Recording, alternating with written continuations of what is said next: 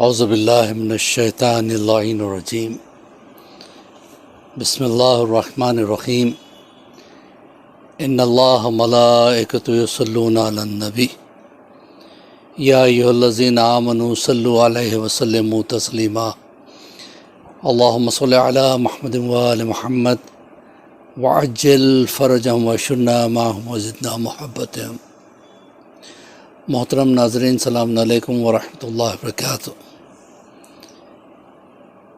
جیسے کہ آپ حضرات کے علم میں ہے کہ ہماری یہ کوشش تقریباً 2.5 سال سے تربیت اولاد کے حوالے سے ہمارے بچوں تک، ہمارے جوانوں تک کوئی پیغام پہنچا سکیں، اس لیے کہ یوتھ ہی دین کی طاقت ہے۔ اگر یوتھ باعمل بن جائے، اگر جوان باعمل بن جائے تو انہیں کوئی طاقت دنیا کی ہرا نہیں سکتی۔ اس وقت امام زمانہ کو بھی ہمارے قوم کے نوجوانوں کی ضرورت ہے۔ نوجوان کا باعمل ہونا بہت ضروری ہے۔ مولا کائنات کیا فرماتے ہیں کہ جوان ایک زرخیز زمین کی طرح ہے، ایک فرٹائل سوئل کی طرح ہے، اس میں کوئی بھی چیز بو دو تو بڑے آسانی سے وہ پودا بن کے نکلتی ہے۔ اور رسول اللہ فرماتے ہیں کہ جوان کا دل ایک پاک ظرف کی طرح ہے، جو اس میں ڈالا جائے اس میں سما جاتا ہے۔ تو ہمیں اور ہمارے جوانوں کو اپنے آپ کو انالائز کرنا ہے، کیا ہم امام زمانہ کو فیس کرنے کے لائق بن چکے ہیں؟ مان لو اگر آج امام کی غیبت ختم ہو جائے اور امام ظاہر ہو جائیں، کیا ہم اپنے اعمال سے مطمئن ہیں؟ کیا ہم سیٹسفائی ہیں کہ ہمارے اعمال ٹھیک ہے؟ کیا ہم امام کو اپنی شکل دکھا سکتے ہیں؟ تو عزیزان محترم، اسی کو کہتے ہیں محاسبہ۔ چھٹے امام فرماتے ہیں کہ وہ ہم میں سے نہیں ہے جو اپنے آپ کا محاسبہ نہ کرے۔ خود کا محاسبہ کرنے کی ضرورت ہے، حساب لگانا کہ میں نے صبح سے لے کر اب تک کتنے اچھے کام کیے اور کتنے برے کام کیے۔ اگر میں نے اچھے کام کیے ہیں تو اللہ کا شکر ادا کریں، اور اگر آپ نے محسوس کیا کہ میں نے نعوذ باللہ خدا نخواستہ کچھ برے کام کر دیے، فوراً توبہ کریں، توبہ سے پیچھے نہ ہٹے۔ ایک تسبیح ہے، بہت زیادہ جو ہے نا اس کا ثواب بھی ہے، استجیر باللہ من النار۔ اگر کوئی یہ ایک تسبیح ہر نماز کے بعد پڑھ لیا کرے، دنیا میں کوئی تکلیف اس سے ہو ہی نہیں سکتی۔ ظاہر سی بات ہے، ذرا سوچیں، اگر ہم قربت امام زمانہ کی حاصل کر لیں، اگر ہم امام کے قریب ہو جائیں، تو کیا دنیا کی کوئی مصیبت ہمیں پریشان کر سکتی ہے؟ نہیں۔ کیوں؟ اس لیے کہ کائنات کی سب سے بڑی طاقت ہمارے ساتھ ہے۔ جب کائنات کی سب سے بڑی طاقت ہمارے ساتھ ہے تو ہمیں دنیا میں کون سی چیز پریشان کر سکتی ہے؟ کوئی چیز نہیں کر سکتی۔ تو عزیزان محترم، ہمیں اپنا محاسبہ کرنا ضروری ہے۔ شیطان کے مسلسل حملے ہوتے رہتے ہیں، بالخصوص جوان پہ، کہ جوان باعمل نہ ہونے پائے، اور کمال یہی ہے کہ جوان باعمل ہو جائے۔ بڑھاپے میں تو سبھی کرتے ہیں عمل، ریٹائر زندگی ہے، کوئی کام نہیں، چلو مسجد میں جا کے بیٹھ جائیں، قرآن پڑھ لے کے بیٹھ جائیں، تسبیح پڑھتے ہوئے بیٹھ جائیں۔ بڑھاپے کا عمل اور ہے، بے شک فائدہ دیتا ہے، لیکن اس سے زیادہ فائدہ، اس سے زیادہ فضیلت جوان کے عمل کی ہے۔ تو ہر جوان، میں اپنے یوتھ سے یہ گزارش کروں گا، اپنے نوجوانوں سے گزارش کروں گا، اپنے آپ سے سوال کرو کہ ہمارے زندگی میں امام کس قدر ہے؟ کیا ہمارے خیالوں میں امام ہیں؟ کیا ہمارے سوچوں میں امام ہیں یا نہیں ہے؟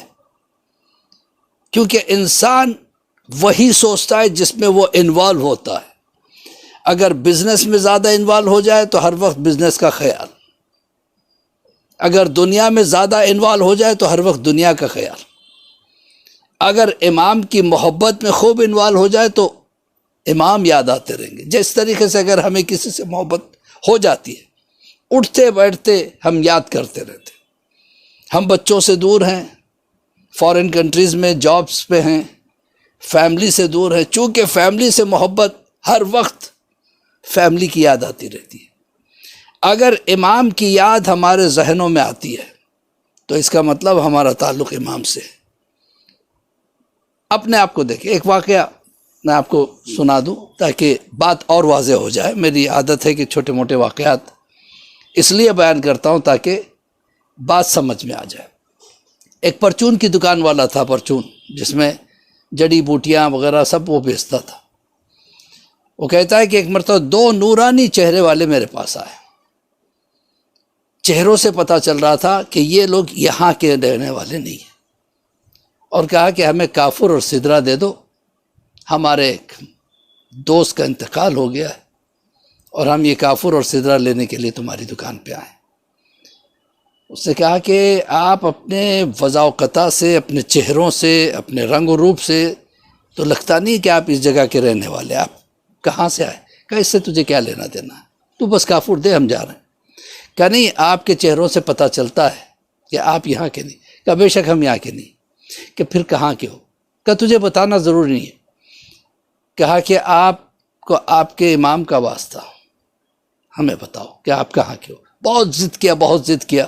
جب زیادہ ضد کیا تو انہوں نے کہا کہ ہم امام کے ساتھ رہا کرتے ہیں، امام زمانہ کے ساتھ ہم رہتے ہیں۔ یہ سننا تھا، ایک مرتبہ ہاتھوں کو جوڑ کے کھڑا ہو گیا، مجھے امام سے ملاقات کرا دو۔ کہ نہیں، یہ ہمارے بس میں نہیں ہے کہ ہم تمہیں لے کے جائیں، امام سے ملاقات کر رہے ہیں، امام جس سے چاہتے ہیں اس سے خود ملاقات کر لیتے۔ کہا نہیں، تم کو امام کے محبت کا واسطہ، ان کی خدمتوں کا واسطہ، اللہ کا واسطہ، مجھے ایک بار امام کے پاس لے جاؤ۔ کہ یہ ممکن نہیں ہے۔ کہا کہ اچھا ایسا کرو، آپ مجھے لے کے جاؤ ان کے خیمے تک یا ان کے مکان تک لے جاؤ، میں باہر کھڑا رہوں گا، جاؤ اجازت چاہو، اگر امام نے اجازت دے دی تو مجھے ان کے سامنے پیش کر دینا، ورنہ میں واپس آ جاؤں گا۔ کہا اچھا چلو چلتے ہیں۔ اب یہ ان کے ساتھ چل پڑا۔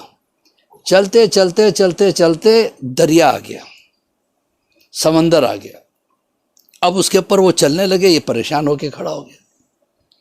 ان کے پلٹ کے کہا کیا بات ہے؟ کہا کہ آپ پانی پہ چل رہے ہو، میں کیسے پانی پہ چل سکتا ہوں؟ کہا بسم اللہ الرحمن الرحیم کہنا، اللہ سے دعا کرنا، امام کا واسطہ دینا، تم ہمارے ساتھ چل سکو گے۔ اس نے ویسے ہی کیا اور یہ ان کے ساتھ ساتھ چلنے لگے۔ چلتے چلتے کالے بادل آئے اور بارش ہونے لگی۔ اسے یاد آیا، پرچون کی دکان تھی نا، صابن وغیرہ بھی بیچتا تھا، کچھ صابن گیلے ہو گئے تھے، اس نے ٹیرس پہ وہ صابن سوکھنے کے لیے رکھے تھے، دھوپ میں سوکھ جائے۔ اب اسے یاد آیا اگر بارش وہاں بھی پڑے گی تو میرا صابن کا کیا ہوگا؟ بھائی یہ سوچنا تھا، اب ڈوبنے لگا۔ انہوں نے کہا کیا ہوا؟ کہ ایسا میں نے سوچا تھا، میرے صابن کا کیا ہوا؟ تو میں ڈوبنے لگا۔ کہ توبہ کر اور پھر سے بسم اللہ الرحمن الرحیم پڑھ کے اللہ سے دعا کر، امام کا واسطہ دینا، تو پھر سے چلنے لگے گا۔ اس نے ایسے کیا، پھر چلنے لگے، یہاں تک کہ ایک جزیرے میں پہنچے۔ اب اس جزیرے میں دیکھا کہ ایک سبز رنگ کا خیمہ نصب کیا ہوا ہے۔ اب یہ لوگ اس خیمے کے پاس پہنچے۔ پہنچنے کے بعد اس سے کہا کہ تو یہیں پہ کھڑے رہنا خیمے کے باہر، ہم امام سے اجازت مانگتے ہیں۔ یہ اندر گئے، انہوں نے سلام کیا، امام نے جواب سلام دیا، یہ آوازیں باہر آ رہی تھی، اب یہ سن رہا ہے۔ انہوں نے کہا مولا ہم لانا نہیں چاہتے تھے، لیکن اس کے ضد نے اور اس کے واسطوں نے ہمیں مجبور کر دیا، ہم لے کے تو آئے ہیں، اگر آپ اجازت دے تو ہم اندر پیش کرتے ہیں، ورنہ اس کو واپس کر دیں۔ امام نے کہا کہ جس کا دماغ صابون میں مصروف ہو وہ ہمارے کسی کام کا نہیں ہے۔ اللہ اکبر، سوچیے آپ، جو انسان زندگی میں جو کرتا رہتا ہے وہی خیالات بن کے اس کے دماغ میں چلتے رہتے ہیں۔ ہمیں جس شے کی طرف اٹریکشن ہے، اگر پیسے کی طرف ہے ہر وقت پیسہ پیسہ پیسہ پیسہ، بزنس کی طرف ہے تو ہر وقت بزنس بزنس، اولاد کی طرف ہے تو ہر وقت اولاد اولاد اولاد۔ اللہ کی طرف اگر ہمارا دل مائل ہے تو خدا ہر وقت بستا ہے، امام کی طرف دل مائل ہے تو امام ہر وقت بستے ہیں۔ امام نہیں چاہتے کہ ہم ایسے رہے کہ دنیا میں اتنے ڈوب جائے کہ امام کو بھول جائیں۔ سچ بتائیے، اپنے آپ سے سوال کیجئے، کیا میں امام کو یاد کرتا ہوں؟ دن میں کتنی مرتبہ یاد کرتا ہوں؟ بہت مشکل ہے عزیزان محترم۔ اس لیول پہ اپنے محبت کو امام کے لے آئیے، اللہ کی قربت کو اپنے دل میں اتنی جگہ دیجئے کہ اٹھتے خدا یاد آئے، بیٹھتے خدا یاد آئے، نماز میں خدا یاد آئے۔ لیکن نماز میں خدا کے بجائے ہمیں بزنس یاد آتا ہے، ہمارے دوست یاد آتے ہیں، ہمارے کمٹمنٹس یاد آتے ہیں، نتیجے ہم رکعت بھول جاتے ہیں، تیسری پڑھ رہا تھا یا چوتھی پڑھ رہا تھا۔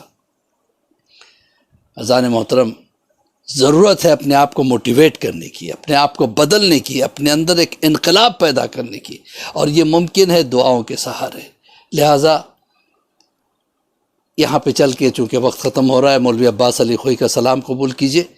میں دعا گو ہوں پروردگار ہمارے توفیقات میں اضافہ فرما، پروردگار بحق زہرا و ابیہا و بالہا بنوہا، تجھے تیرے حبیب تیرے رسول کا واسطہ ہمیں توفیق دے کہ ہمیں نماز میں لطف آئے، ہر وقت ہمارے ذہن میں یا تو رہے یا اہل بیت رہے۔ ہاں، دنیا میں ہمارے رزق میں برکت عطا فرما تاکہ ہم کسی کے سامنے ہاتھ نہ پھیلا سکیں، لیکن معبود ہمارے سر کو کسی کے سامنے شرمندگی سے نہ دنیا میں جھکا نہ آخرت میں جھکا۔ امام کے ظہور میں تعجیل عطا فرما، ہم سب کو امام کے چاہنے والوں میں شمار۔ فقط والسلام ورحمۃ اللہ وبرکاتہ۔ بس آپ سے گزارش ہے کہ آپ جتنا ہو سکے ان چھوٹے چھوٹے کلپس کو آگے بڑھائیں۔ اگر آپ نے سبسکرائب نہ کیا ہو تو سبسکرائب بھی کرنے، اور دعا کریں کہ اللہ توفیق دے کہ میں زیادہ سے زیادہ آپ کی خدمت کر سکوں۔